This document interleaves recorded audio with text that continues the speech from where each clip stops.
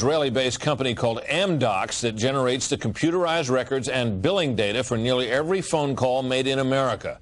As Carl Cameron reported, U.S. investigators digging into the 9/11 terrorist attacks fear that suspects may have been tipped off to what they were doing by information leaking out of Amdocs.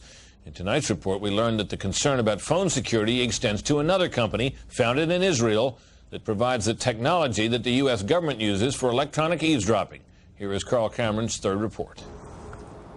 The company is Comverse Infosys, a subsidiary of an Israeli-run private telecommunications firm with offices throughout the U.S. It provides wiretapping equipment for law enforcement. Here's how wiretapping works in the U.S. Every time you make a call, it passes through the nation's elaborate network of switchers and routers run by the phone companies.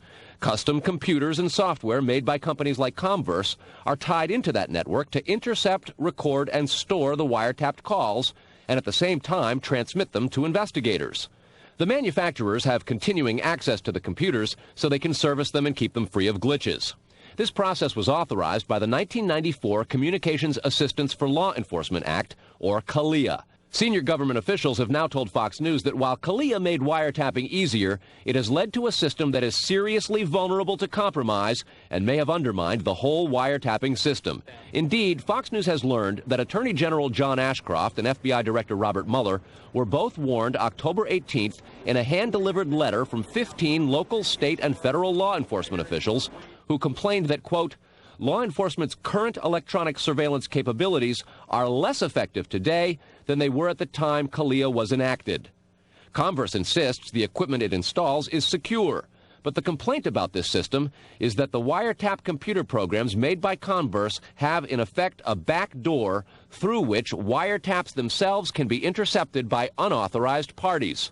Adding to the suspicions is the fact that in Israel, Comverse works closely with the Israeli government and under special programs gets reimbursed for up to 50% of its research and development costs by the Israeli Ministry of Industry and Trade.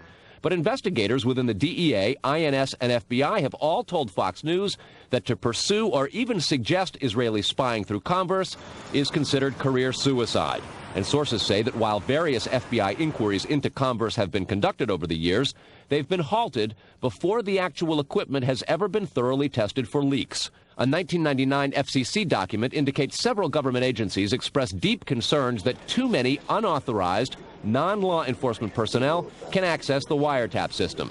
And the FBI's own nondescript office in Chantilly, Virginia, that actually oversees the CALEA wiretapping program, is among the most agitated about the threat. But there is a bitter turf war internally at FBI. It is the FBI's office in Quantico, Virginia, that has jurisdiction over awarding contracts and buying intercept equipment. And for years, they've thrown much of the business to Comverse.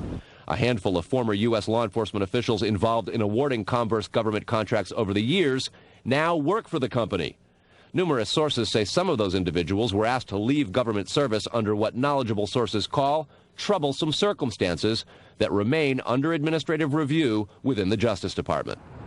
And what troubles investigators most, particularly in New York in the counterterrorism investigation of the World Trade Center attack, is that on a number of cases, suspects that they had sought to wiretap and surveil immediately changed their telecommunications processes. They started acting much differently as soon as those supposedly secret wiretaps went into place.